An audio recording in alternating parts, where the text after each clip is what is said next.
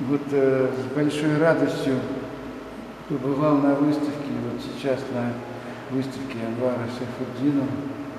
Очень необычный и интересный подход к изображению натуры, очень трудолюбивый художник сделал эти работы, очень с большим сердцем, с большим чувством к жизни, к любви к жизни.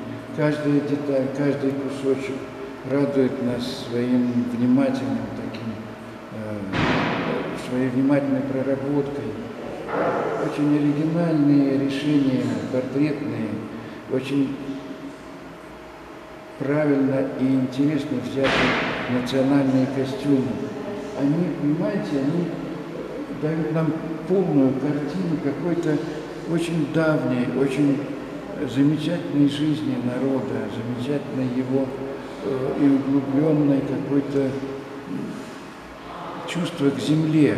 Вот смотришь на некоторые вещи, чувствуешь, что это мать-земля, понимаете? Это тысячелетние какие-то моменты счастья жизни на земле, они здесь, они в этих работах. Поэтому я поздравляю автора с такими замечательными вещами, желаю, в том же ключе, как говорится, что можно пожелать художнику? Счастья в его работе. А он счастлив. Вот пусть оно старится и будет рядом с ним всегда. Дай Бог.